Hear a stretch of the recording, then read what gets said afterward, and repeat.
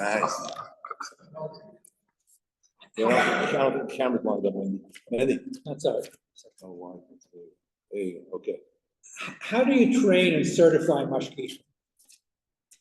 So it's a great question. So how do you train? So people come and ask for jobs all the time. So a guy has to, first of all, person has to be a ben Torah. And by the way, women can be what's the word there? Mashgichot. No, I know, but a ben Torah and a basto. Basto, yeah.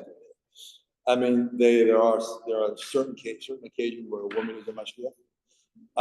So a guy has to first come and he has to be a Yirei Shemayim and a ben Torah. I mean, one time we gave, years and years ago, there was a restaurant, if you guys are all from the 50s, Hershey's Restaurant in Manhattan. I don't know if anyone remembers it. And there was a waiter who said he was Jewish and he was going to be the mashgiach for us. We said, okay, we're talking like 30, 40 years ago. And sure enough, when we went to visit him and meet him, there's no way this guy was qualified as a Yirei Shemayim.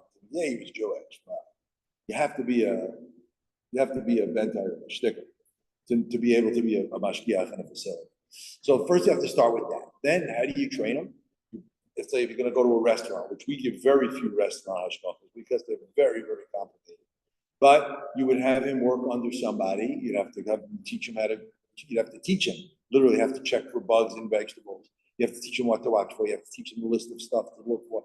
We give people lists of ingredients that can come into the facility, not just arbitrary, oh, it looks, it's got an OU, it's good.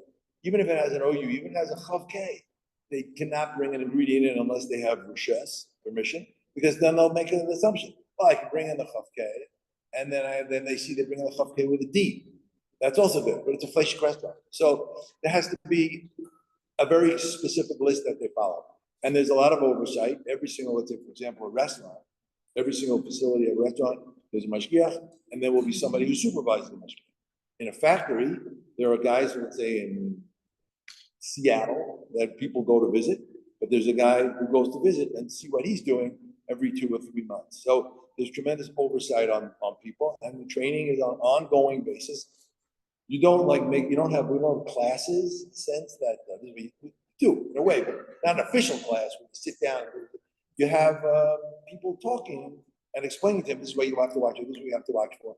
And then they have to send in reports on a regular basis, checking off things.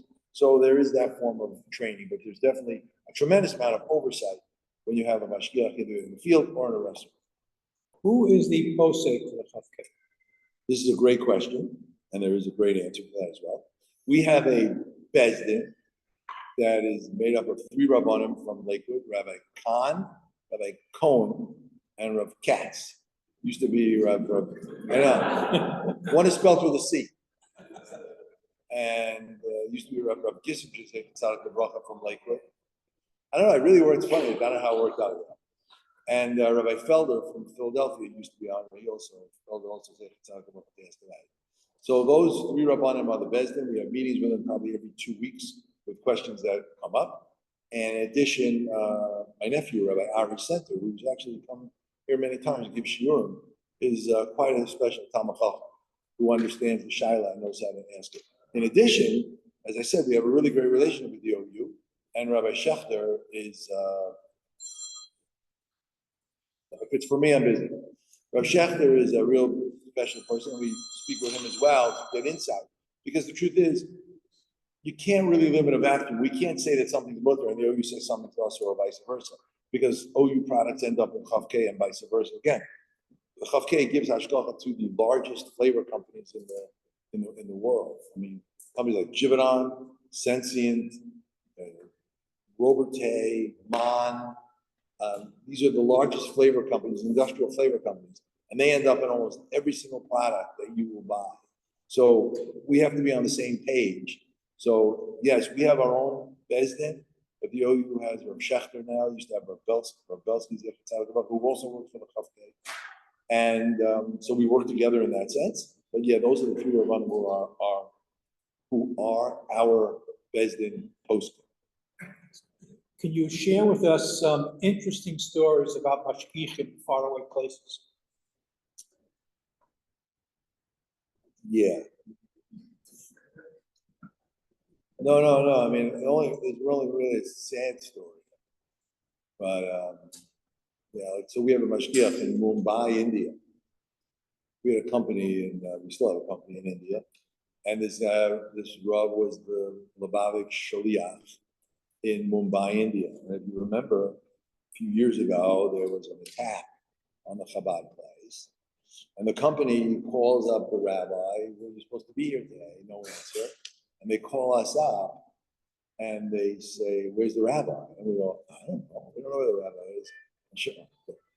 Excuse me. And we turn on the news, and that's what happened. I mean, in Mumbai, India. I mean, there are some really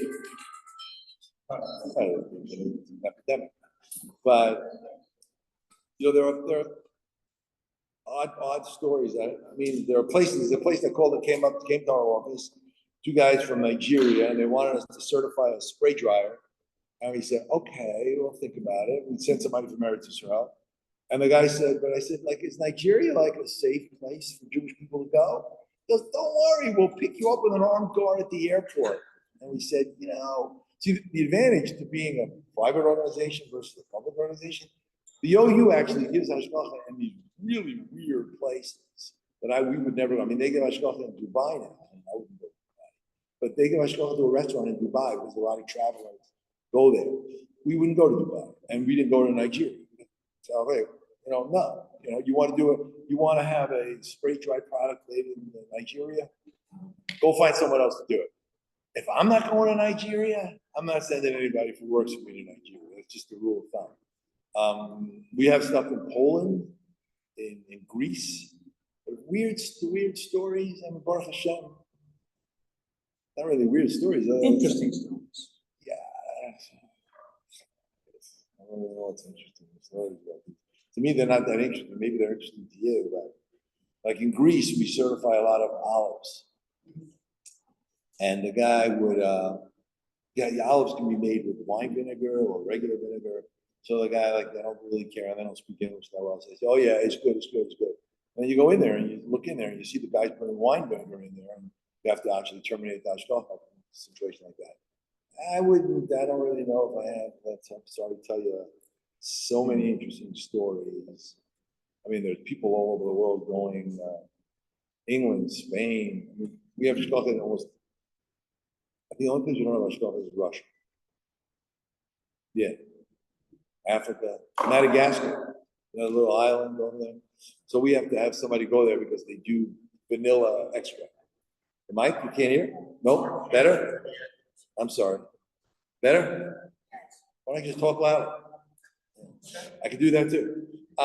In Madagascar, so to get to Madagascar, we have to get a guy from France to go to Madagascar. He has to go from France down to South Africa, from South Africa to Madagascar. And it takes like 3 days to visit a vanilla plant. They take the vanilla bean and they make it into a vanilla extract. And it's just such a trip, but it's the only way to do it. Like, I mean, there are people from South Africa that could have used. We didn't. We used this guy from, he's connected to the company because this company has plants like 3 or 4 places in France and Spain and in Madagascar and also in Morocco. So we used the same guy, and it was like 3 days just to visit a silly vanilla extract plant. I say silly because it's nothing. It's just a vanilla bean and ethyl alcohol, but you got to go, and you got to go and do it. Now, I will tell you this, ever since the pandemic, we have used Zoom a lot more than ever before. We actually have people take their phones out, people in the company, not Jews, walk around and say, and we would say to them, "Okay, show me that a little closer." There's no kosher symbol there. Oh, there is one right here or something. So it's a unique new situation where we actually started using video conferencing a lot more for these crazy faraway places than ever before. So here's an easier question. Thank God. Explain the difference between Yosef and Nichnas and Mashgiach Tamidi. Yeah, okay, that's an easy question. Mashgiach Tamidi is a person who's full-time there. Yosef and Nichnas in and out.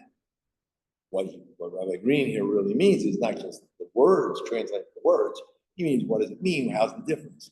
So the answer would be, if you have a restaurant like Kosher Express, where they're all not Jewish, you need a full-time mashgiach tamidi, because there's bishul akum and they could cheat, and think years ago, was that store? Yeah, it was that store. David Frolich was involved in that store, right? That's all right. Yeah, they did something really bad. Okay, forget that. But, yeah, so you need a mashgiach tamidi. I don't think it's the same ownership. Yeah, I need a mashgiach tamidi, somebody from start to finish, opens the door, closes the door. The goyim do not have the non-Jews, do not have access to the cooking area. And they might have access to like an office that may be in the room, but they would not have any access to the kitchen area, cooking, storage at all. No key, no nothing. There's a key for like emergency, a fire. You'd give them a key in an envelope, and you seal it away, and then they could break that. And then when Mashgiach would see that they did it because there was a fire, Mashgiach wouldn't be there for another hour and a half because he lived in Muncie or something, and the fire department needs to get in. So there is an option for that, but never for fire. It's pretty appropriate for what happened over on P-Tax. But Zadie's. But that's a mashgiach tamidi. From start to finish, there is somebody there all the time. Yotzei v'nichnas, in a restaurant level or in a factory. In a factory, yotzei v'nichnas is the mirsas, the concern, right? That you tell the company somebody's going to come visit you. When? Whenever we feel like it. Why? Because if you tell them I'm coming, it's aggressive. I'll never forget calling up a company. Oh, we're kosher. The rabbi's coming this afternoon. We have a 2 o'clock appointment with him. He comes once a year, 2 o'clock today. Okay, that's obviously not going to work because what do? They make sure everything's in order. They prepare. As opposed to you tell a guy, I'm coming. When are you coming? Whenever I feel like it. That's in our contract. You can come. The rabbi can come from business hours from 8 to 6 any day, any time, and you have to let him in. And he comes in and you check. But they don't know. And therefore, you're checking. Let's say you're checking a factory. Okay, so you're not checking. Let's not deal with a restaurant for a moment. You're checking a factory that make sure that they're following the rules, that they have the right ingredient list, and that there's nothing is been adjusted or changed. And that is yotzei v'nichnas. Some people actually say it should be nichnas v'yotzei because you're not yotzei, you're not leaving and then entering. You're entering and then leaving. But be that as it may, that's the term in the art. So the company has to know rabbi can come any moment. In fact, sometimes we tell the rabbi to go on Monday, then they go, oh, he's not coming for another month. No, we tell them to go back the next day. Oh, what the heck? He's here all the time. And obviously, we don't charge the companies for that, for the visits. So in a restaurant, it could theoretically work as well in, let's say, the bagel store, right? Bagel store, now there's no mashgiach tamidi because there's really no need for that. It's pretty simple. What you do have is a yotzei v'nichnas. The mashgiach comes in, the rabbi for the RCBC, Rabbi Snow or Rabbi Shapiro, they go in there and they visit whenever they want to. And he doesn't even know when he's coming, so they have to see that he's doing it. Because you don't have a problem with bishalach when it's baking, and it's obviously could be pasisher. I'm not sure if it's pasisher or paspalto. It's a different issue. But that's the yotzei v'nichnas, just going in to check versus the need for a mashgiach tamidi when you have cooking, and also when you have the need for, let's say, you go into a restaurant, and the guy says, "Can I have this and this?" And they go back in the kitchen and they don't have it. So what do? They tell one of the workers, "Go down to the supermarket and pick this up." You need a mashgiach to make sure that they're not doing that, because that could be something that would be very often occur. What is the relationship between the Chaf K and the RCBC? Great segue, like David. So, like 5 years ago, the RCBC was, whatever. They were what they were. And they actually came to the Chaf K and said, maybe you can help us out a little bit. Because we realize we're getting too big for the limitations and the abilities that we have. Like, for example, it was run by the rabbis. And the rabbis are busy with everything else. They had, I think, Rabbi Brookheimer was doing it a little bit at the time. He was getting a little bit older. And so they asked us to help him out. So for like 3 years, we ran it. We did all the billing. We did all the kashrus. We did a few changes here, a few changes there, wherever necessary. And we were doing everything, pretty much running the place. And there's Jay Hershon. I used to call him up and say, "Jay, you owe me money." So he was good about that. He's good. He's good. That's just a light comment. Don't take that up. He's a good guy. So, but then the whole plan was always to like help them get on their own, and that's what we did. We actually had hired a guy, Sal Snow. We hired another guy, David Shapiro, along with him, Another one, Moshe Bear, but not working with them, is when we took them back. So there's those two, and they are doing everything now. They're doing the billing, they're doing the kashrus. They now have to speak to the rabbanim directly whenever they have issues. They go to I think Rabbi Belazon's involved. I don't think Rabbi Markowitz is involved. Rabbi Belazon, Rabbi Cohen, Rabbi Krohn, and Rabbi Gold. Right, Gold. And so they that's who we talked to when he has Shiloh. So we have sort of separated and given them back. The RCB is giving it back to these two guys, and they're actually doing an excellent job, I must say. And they've actually, between you and me, they've actually raised the prices for the RCBC stores to pay. They used to pay much too little. I mean, you go to a tough K for a restaurant and you tell you, okay, $8,000. Then like 10 years ago, you go to the RCBC and they'd say, okay, $1,800. You can't do it for $1,800. You simply can't. And they weren't able to follow up, at least the business aspect, so follow up and get the bills paid. Baruch Hashem, things are different. And in that sense, we feel we've given a lot over to the RCBC, giving over these guys and teaching them how to do it, helping them raise their fees and adjust and modify whatever standards they had. But it was always pretty good. Yep. There is a very big technological aspect to hashgacha today, given the multiplicity of ingredients and the big companies and so forth.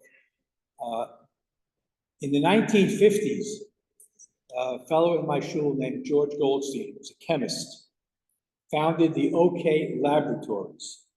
No rabbis, just chemists who would verify that ingredients were kosher. Then later on, Beryl Levy got involved and became the OK and went on from there. But originally, it was chemists verifying the ingredients that were kosher or kosher sourced. Does the Chav K have this type of setup with scientists verifying different ingredients in the different products that you endorse? It's a great question. Was it the 50s or was it the 40s, Goldstein? I think Rabbi Levy was already involved in the 50s, no? No, maybe the late 50s. Yeah. So we used to actually have a real chemist. Judith Leff was her name. She didn't say it. But to tell you the truth, we do not have an actual chemist. We have 2 or 3 Rabbanim. Mordechai Levin, who lives in Muncie, took a lot of chemistry classes, courses. He's been certified in a certain way. But there's no real chemist who does that, because every single, I think what they used to do, and I remember that, we used to give them an ingredient, ethyl palmitate. What is it? Okay, it's probably pretty good. Now we actually drill down these ingredients, and now we're giving a ridiculous amount of hashgacha in China, where a lot of these chemicals, these raw materials come from, and we're going there to the facilities to see where they're being made. The old days, what you were referring to, Rabbi, was you get a list of ingredients, and you'd see aldehyde C9. Okay, aldehyde C9 can come from this and this. It's probably okay. Now we actually go to the place where aldehyde C9 is made. Aldehyde C9, by the way, is not good. You go to the place where aldehyde C9 is made, and you'd see how it's made. You'd see the ingredients that are being used, and you'd know whether it is or isn't certifiable or not. So all these chemicals that we used to all say, it's probably good. Now we're actually visiting those facilities to make sure that the raw materials that are being used are actually good. But we still have 2 or 3 guys. There's another gentleman who works with us, Pinchas Juravel. His uncle, Avi Juravel, works at the OU, if anybody remembers his name. He's an expert at this. He's been doing it for 30 years. He knows these chemicals like that. And, but no, we don't have a real chemist. And I don't really think the OU has a real chemist either anymore, because I think we're going to those facilities and monitoring them, make sure that the ingredients are actually kosher. I have one last question before we open it up to the floor. Does a dairy or vegetarian or vegan restaurant require hashgacha? Well, dairy for sure, because you're using cheese mostly. Milk, obviously, we use if you're using stampol, but for all kinds of cheeses, you need to have kosher cheese. So you definitely need hashgacha in a milchik restaurant. In a vegan restaurant, vegetarian restaurant, in theory, you could say, well, maybe not. But first of all, grape juice is vegan. That's perfectly legitimate. and you have to be concerned about that. You have to be concerned about all these other ingredients that could be made on certain treifa kalim. That would be a problem. And bigger than all that, most importantly, is you got a big problem with bishul akum. Bishul akum is that, these are very simply put, if the halacha is that if a non-Jew, for example, I have a neighbor next door to me who's not Jewish, hypothetically, and we're best friends. And they say, listen, you've never tasted anything as good as my pasta, something. I'm gonna come in your house. They come in that, they make a deal with my shiksa maid, Gaisha maid, and they're gonna come in the house and they're gonna turn on the fire and they're gonna cook for me this thing with my pots, with my ingredients, and it's gonna be 100% good. And theoretically, you think that that's perfectly good. It's 100% no good. It's called bishul akum. When they cook something for you, specifically for you, a guy, cook something for a Jew, it's 100%. Now, if they cook it, so if they're fine, that's possible. That's bishul akum. The guy cooks something for you, it's bishul akum. So anytime what you have, if my daughter would have let that non-Jew in and supervised that they were only using all the milk and ingredients, and she turned on the fire, then it's perfectly good. Then, because she was participating in the cooking, it's not considered bishul akum, cooking of a non-Jew. My daughter turns it on, perfectly good. So therefore, in a vegan restaurant, even if all the ingredients are 100% kosher, if the guy is turning on the fire, no good. Now, what you could do, if they had hashgacha, is you could have a pilot light, set up an oven system. I don't even know if you can get them anymore. It's hard to get old school ovens with little pilot flames, but you can get those kind of things. And the mashgiach, the rabbi, turns on the flame, and he theoretically, it's not the best, he theoretically could leave. That eliminates the problem of bishul akum. It doesn't eliminate the problem of the other ingredients not coming in. They say, I got this from China, from Japan, and it's vegan, and it's vegetable. It needs to have hashgacha. It needs to know that it's really good. But vegan restaurants, dairy restaurants, absolutely need a proper hashgacha for a multitude of reasons. And these are just a few of them. Okay. Any questions from, yes, Milton? Last point you brought up, turning on the fire. What's the big deal? Who turns the switch that's on the fire? If the guy came in, the daughter is there and watches, the guy turns it on and she supervises them. It's a difference about who physically turns it on if there's a Jew that supervises. So that's a great question, but it's not my thing. It's the Gemara. It talks about shalach kisem. You throw a little bit. If the yid is part of the fire, part of the process, by throwing in a match or a little piece of wood into the fire, that makes a shutfus, partnership. So once you become a partner in the cooking, then it's not only considered bishul akum. I understand what you're saying. It's a great question. I'm supervising, I'm watching, but I'm not a partner. I become a partner in the cooking by throwing in a little piece of wood to add the flame to the thing. Come on. No problem. In the same line, in hotels, in restaurants, they don't know. That's okay. No, they're all going. On supervision. Yeah, but either they have a pilot light, or you should know they turn on the fire. They do. I guarantee you, a mashgiach in Kosher Express turns the fire on, or there's a pilot light. He's a partnership. He's partnering with the guy in the cooking of this product. The Gemara considers that partnering with the guy. So it's not bishul akum. Yeah. Sure. Is that very important?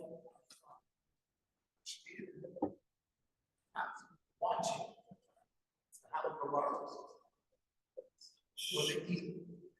Could be. But so wait, so it depends on where you're referring to that situation. I don't mean to pick on Kosher Express, but it's right there, and I still go there to buy my food because there's no other place that's as good as that. But plug for Herschel. But he sits there, but he doesn't. It's right there. He just doesn't turn his head, and he's turned all the fires on already. Those fires don't go off anymore. Right. So and he knows where all the ingredients are because he sees them come in. So it is not. He doesn't have to like what mamish watch the guy doing this and this.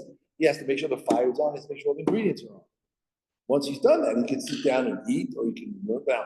If, on the other hand, there's cooking going on here, he goes downstairs to the base bakery and he's learning, that's bad. That doesn't work because he's not gonna know what's going on. He can't leave this room, this kitchen in the back here of the shoot. But you're absolutely right. So if there's a pilot light, If the pilot, pilot has to be turned on, the pilot has to be turned on by the Jew. By the Jew. By me, you, or you. Yeah, I'm that, okay, yeah. So the bagel store is bread, obviously. There's two separate sets of halacha. There's pas Yisrael, there's pas, and there's bishul. Cooking has two states: bishul hakom, bishul Yisrael, and also not requiring bishul Yisrael. Meaning, if you can eat something raw, like vegetables, certain vegetables, they don't fall into the category of bishul hakom. So theoretically, I don't know, lettuce, right? Somebody cooks you up a lettuce, whatever. That's not a bishul hakom because it's edible raw. So there's only two. There's two rules of bishul, and there's this exclusion of another one also. Not ola shulchan malacha. You don't feed it to anybody. You don't feed it to a king. You wouldn't feed it as a chashuv meal. If a Yidden would come over your house, you wouldn't give them a piece of chicken and potato chips. You just wouldn't do it. So potato chips don't fall into the category of bishul hakom. You wouldn't do it. You might give them mashed potatoes, baby. You wouldn't give them potato chips. So those are the qualifications of cooking. Bread, on the other hand, they realized that, you know what? There's two things. One is people needed bread.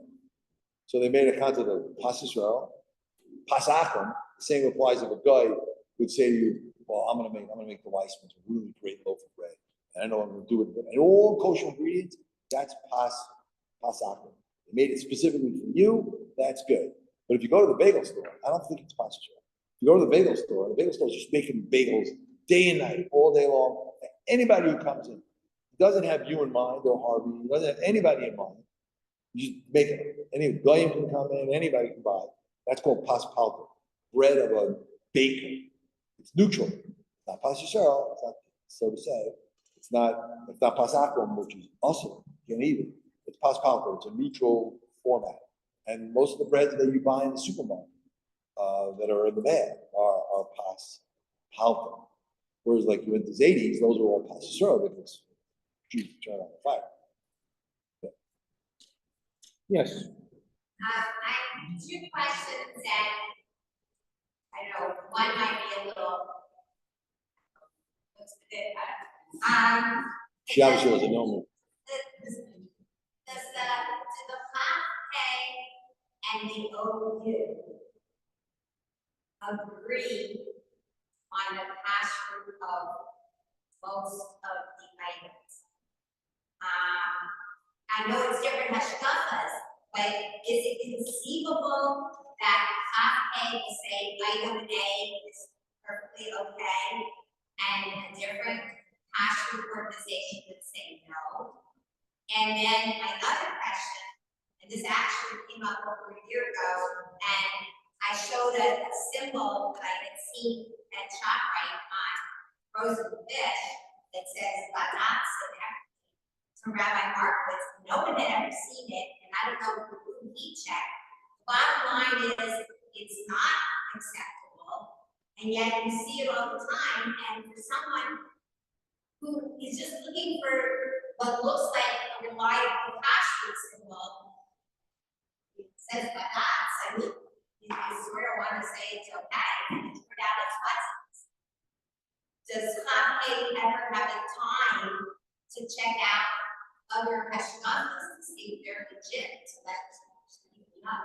Which answer do you want first? They're a great question. Whichever you feel like answering. So let's go to the second first. Right. So there's an organization called Kashrus Magazine, it's not an organization, magazine, and they list kosher symbols. I think they're probably up to 1,500 kosher symbols in the world. Yeah.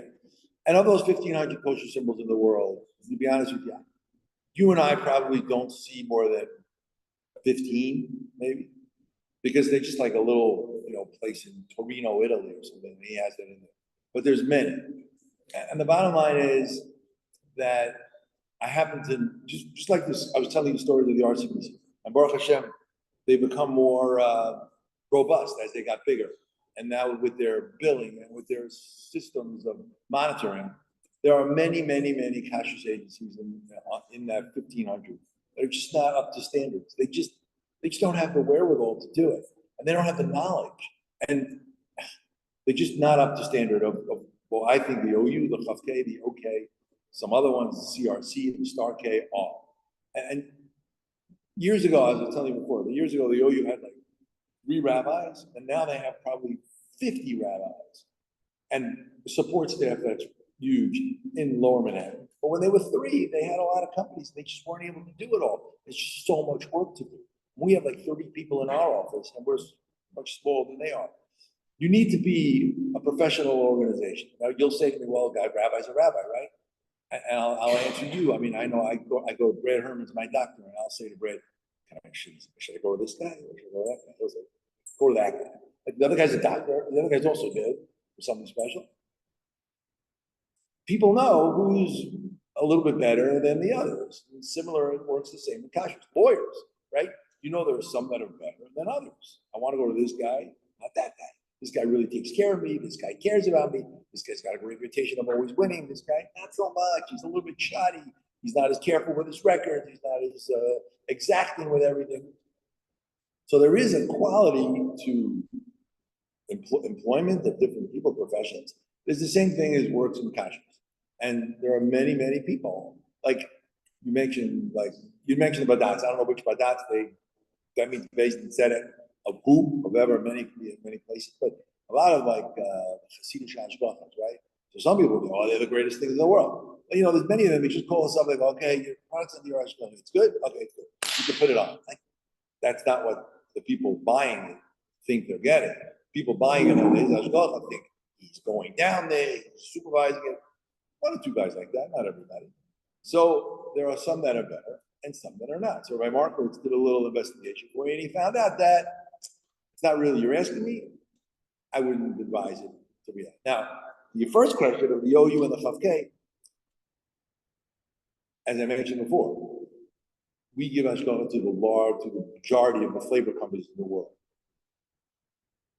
Those flavor companies sell to many companies, most of the companies like under the OU or the other places. So the bottom line is we are 99.8% on the same page. And you have to be, because if we're selling to them or we're buying from them, you have to be on the same page.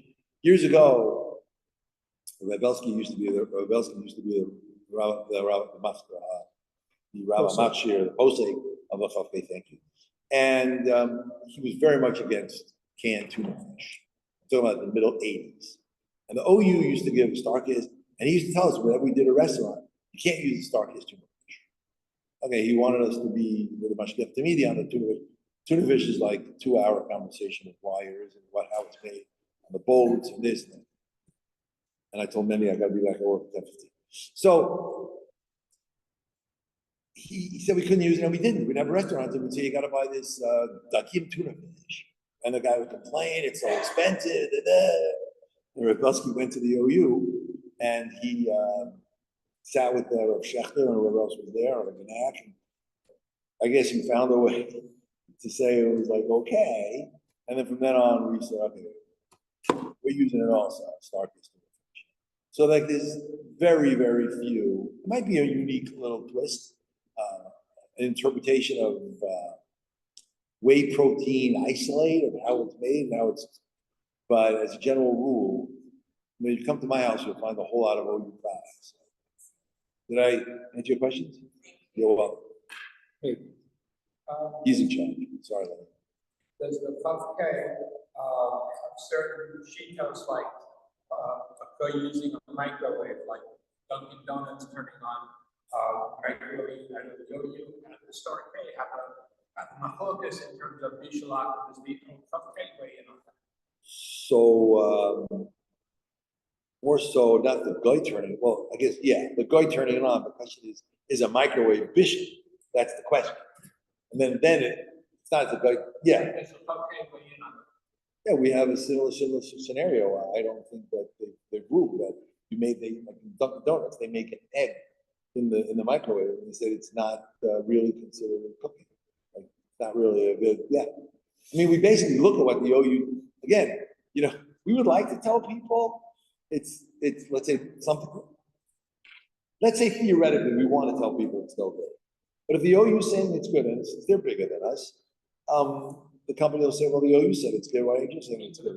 So we have to. It's not good for them to turn on, start there and say it's okay. So we'd have to find out what everybody's doing to be in order, be in consonance, because you just can't have too many public situations. I'll give you another example. I think the star case says for Pas Yisrael, that a light bulb in an oven situation is enough but it's not hot enough for it. So we don't use a light bulb in an oven, but that's like, not really, back to this question, it's not really that big of an issue that people would know about, because we establish Pas Yisrael by sticking a glow rod. This glow rod is a long piece of metal. It's extremely hot. You couldn't touch it. You could cook something right on it, but in a big oven, it might be negligible, but it's still considered enough to be Pas Yisrael. Okay, last two questions, Lenny, and then you. I'm not sure. And Very, very. Yeah. Stations exist. Huge kosher items. Explain well why this is kosher versus not. My issue is ruffles. How do you know what ruffles to make? You can't, why doesn't the kashrus not also? So a lot of foods, I had that issue a couple of years ago. Just to give you an example, there was an ISIS came out by a wine company. Wine company put out ISIS and it was certified by the owner. And I called I couldn't figure out for the life of me what profit. Maybe a guffin. Maybe a guffin. A guffin or shack? Right. So I called up the CEO, I called up the owner and I said, so he said, we never thought about this. No, he said, I'll have to get back to you. He sat and he told me the whole process. He said, we're sitting down with our investor. We're going to determine what profit we'll make on this. Comes back to me with an answer, and I relied on it. Right, a week later, turns out that was a wrong answer. I had to deal with Rabbi Simon in NYU. It was a tremendous number. He negated that whole subject and said, gave me a different answer. So, how do you determine what brachas to make? Why doesn't the kashrus put the brachas on? So it's a great point. There are many, the Hamish brands actually do put the bracha on there, if you look. But like we give this perfect segue to this little thought.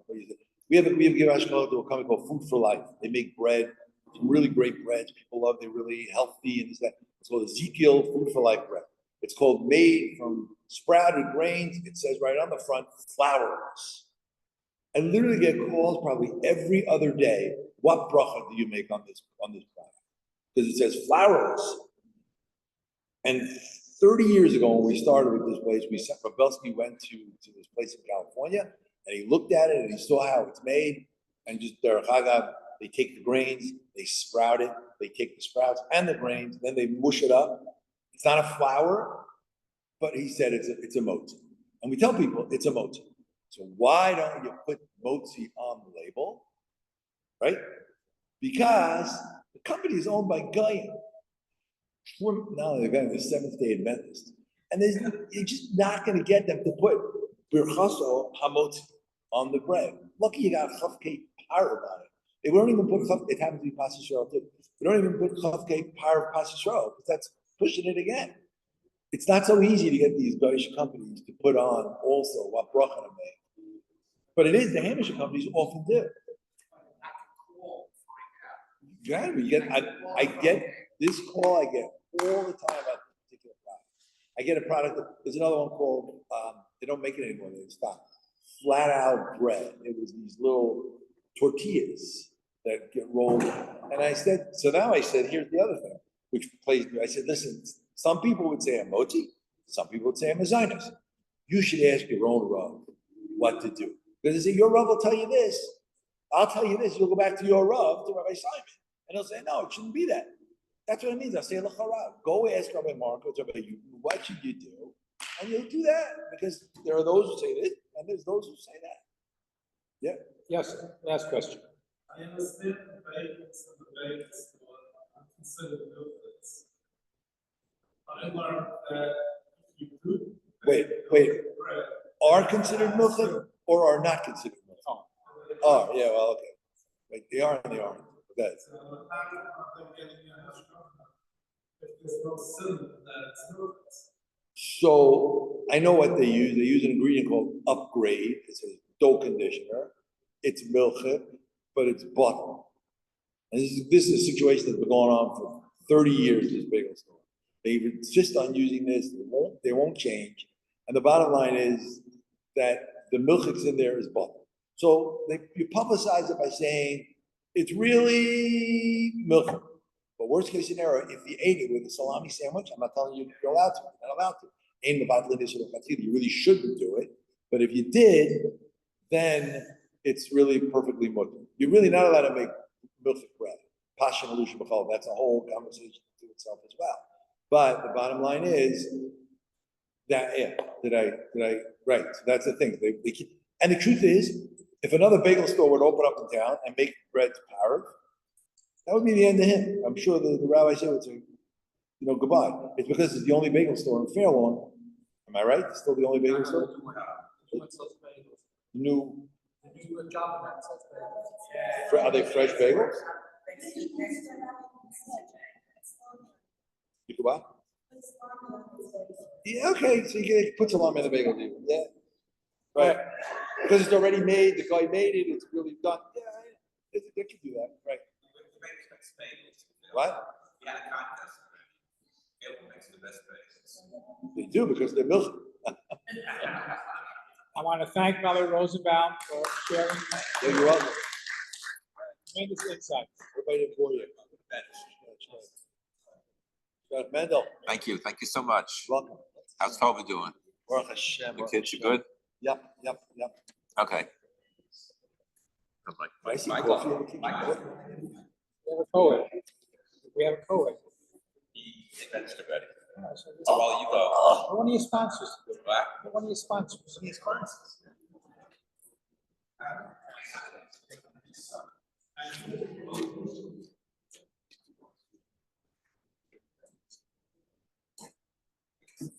Lenny, wash.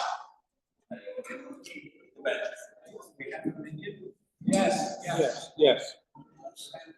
Yishem Agorach Betov Yadallah.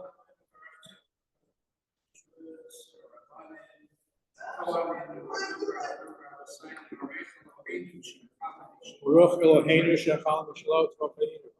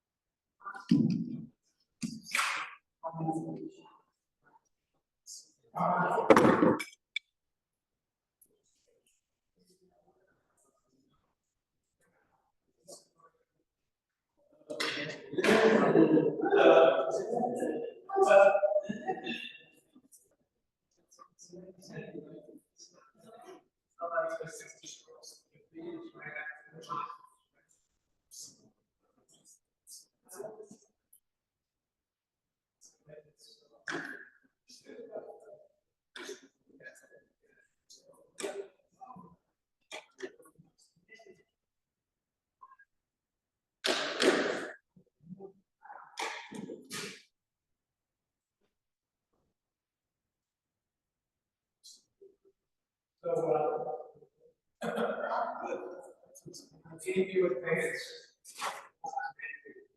just step somewhere right now, that's something.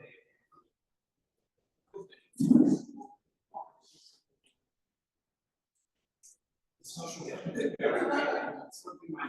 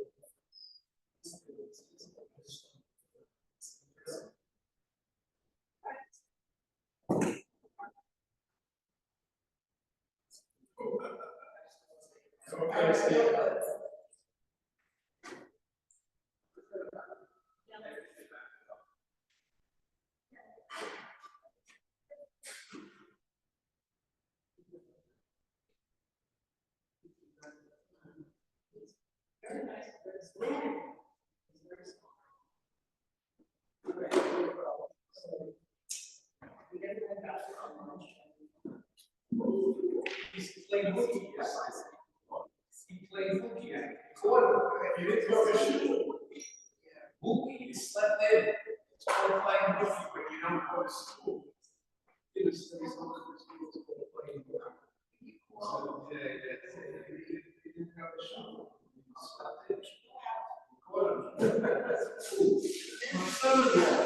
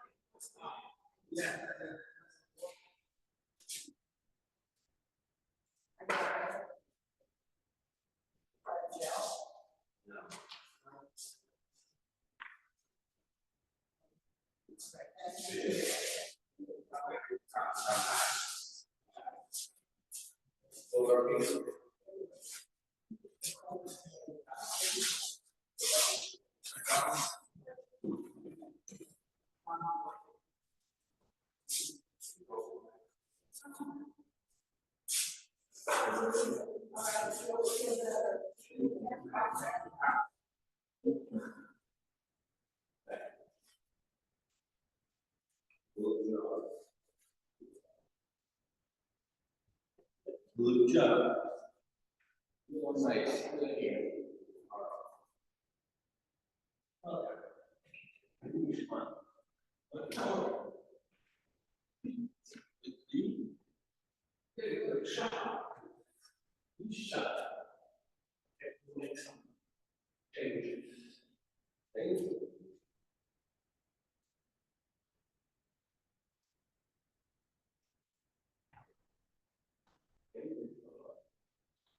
You sleep in person.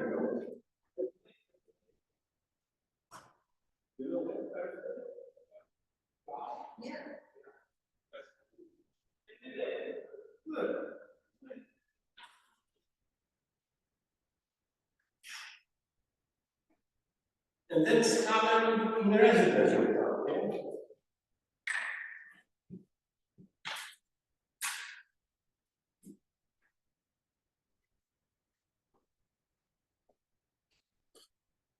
Computer. Yeah. I mean, tablet. I mean, iPad.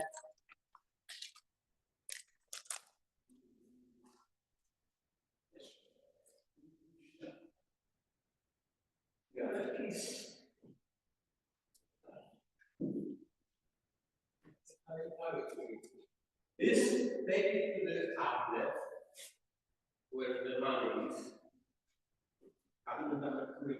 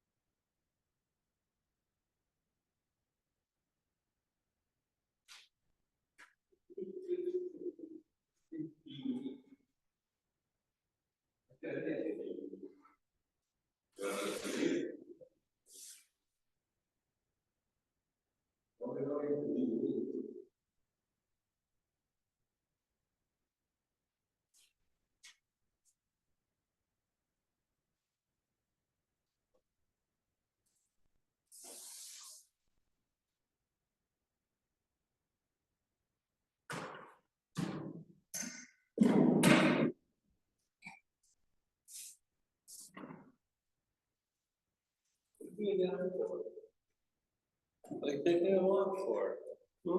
Are you taking them off?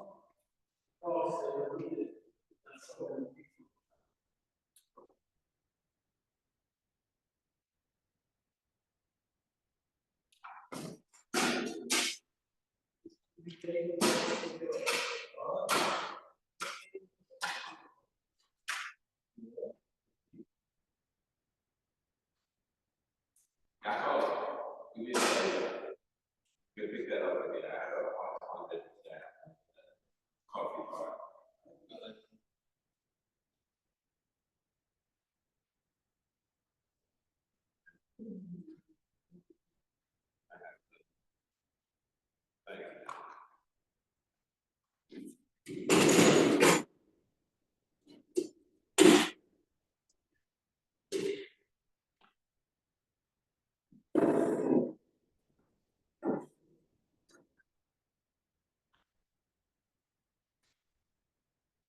Beauty.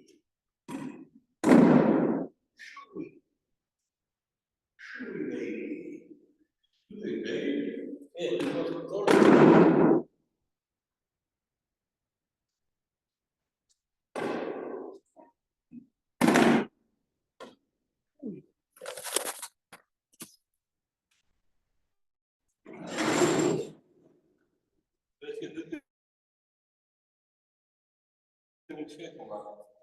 Tomorrow, Rabbi Leifer. Know him?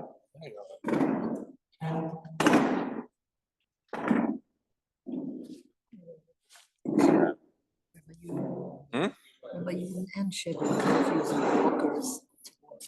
They're using walkers. Is he a walker? Chevy has one too.